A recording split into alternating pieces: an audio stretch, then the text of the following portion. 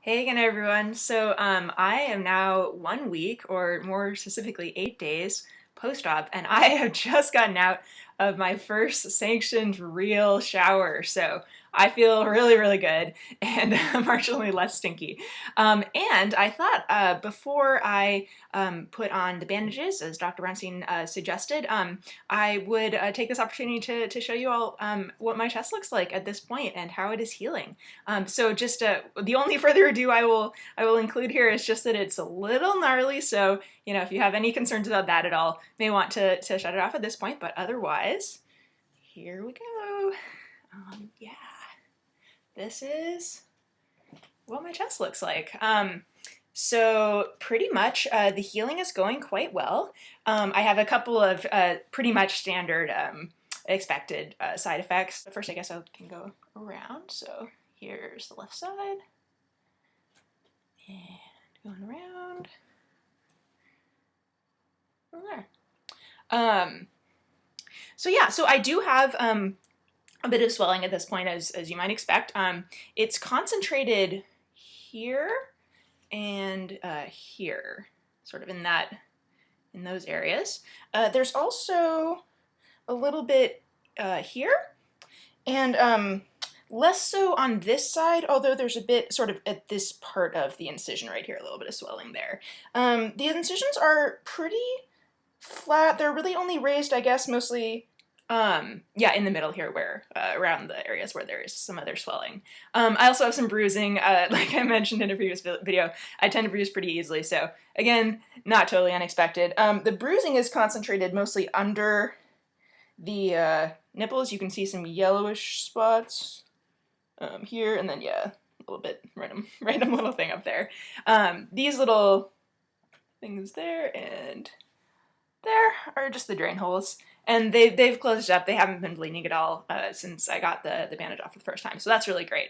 Let's see what else. The nipples are looking really, really good. I'm quite happy with both their sizing and placement. I think they look pretty even, and they seem to be healing well so far. So let's cross our fingers that they will take well and grow evenly. The little square lines you may see, sort of the patches around the nipples, that's just from the little bits of gauze that I had on over them, so that just keeps them from like bleeding excessively, or keeps them safe and from rubbing against the bandage at all.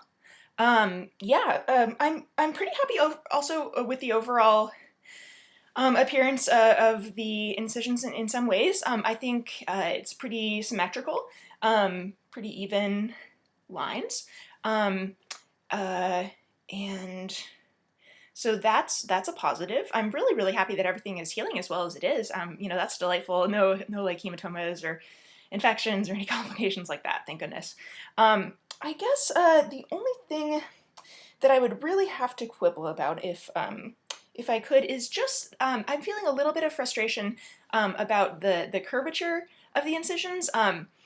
Just because that was kind of the one thing that I was concerned about in advance. I had noticed that looking at Dr. Brownstein's results, there had been a little bit more variation in sort of the shaping of the incisions than in other surgeons. So I actually brought it up to him in advance, and I guess part of my frustration is just because he sort of suggested, obviously you can't like guarantee, but he did suggest that it probably wouldn't be as much of an issue in my case. And I guess I'm not quite as frustrated about the fact that, the incision has to go all the way up to the armpits, because I understand you want to avoid dog ears, and I was fairly large chested before. I was like borderline D cup. So I understand that like you have to just cover the whole area. I guess I don't quite as much understand why it's necessary that, they're raised here. But I guess I'm like consoling myself with several things. First of all, I've noticed that in Dr. Brownstein's patients, the ones that have like clearly worked out afterwards and like had some pec development, like the incisions do tend to be placed pretty well under like the pectoral muscle line. So that would definitely help if I were to like actually start doing pec muscles afterwards. I've been so like hesitant to really work out on my pecs before, just because like that inevitably, led to like me having to push my chest out a little bit, and which just made me crazy dysphoric. So like the pec muscles were definitely one of the last muscles that I started working out when I started weightlifting before the top surgery. So I could work on that. That would certainly help.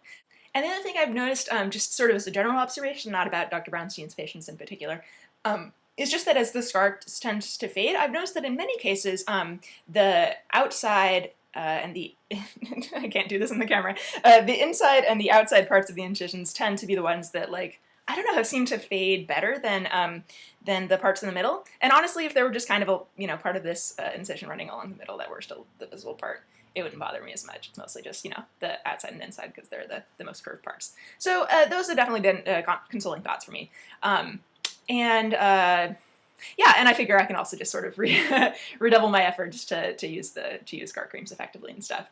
Ultimately, of course, any sort of concerns or quibbles that I would have about the shape of the incisions is like totally overwhelmed by the fact that I have a flat chest now, no more boobs to deal with, and that is just an absolutely incredible feeling. So, even just like, even while I'm still like wearing the binder and I'm still like, regaining sensation, it's still just an incredible feeling and just an incredible experience to finally have like something resembling the chest that I always imagined and I always dreamed of. So I am feeling really, really grateful for that and like just incredibly relieved and happy. Oh, I didn't mention sensation. I just realized that.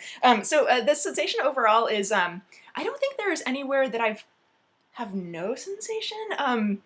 I would say, except possibly the nipples. The nipples probably have the least sensation of anywhere.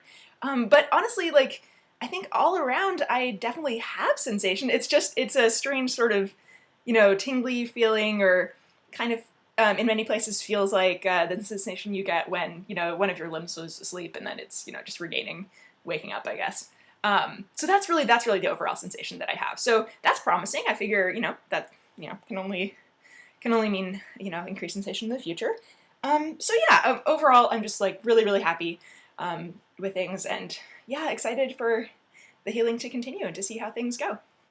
Also, because I remembered I said that I'd keep you all updated on the Vicodin front, sort of how the drugs were going, I did develop, so I went off the Vicodin and switched to Tylenol after, complications arose day 4.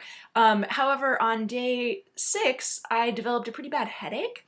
And I called Dr. Brownstein's office just to sort of get an idea of how to proceed. And they actually suggested that it could be due to the fact that I went off the Vicodin so abruptly, and suggested that I sort of wean myself off it by taking like half a pill every so often, and then, tapering down from there. So I tried that, and I think that could be a one possible explanation, although I realized later that day that I also had not had any caffeine that morning, so it actually could have just as easily been caffeine withdrawal as Vicodin withdrawal. So can't offer anything like decisive on that issue since I'm not sure which one it was. In any case, I have been doing the tapering down of the Vicodin, and now I'm back to Tylenol again. So that's working great, and the pain is actually really, really minimal and has basically totally subsided. So that's really, really nice. So anyway, thanks so much for watching and I hope you're all doing well. Take care. Bye.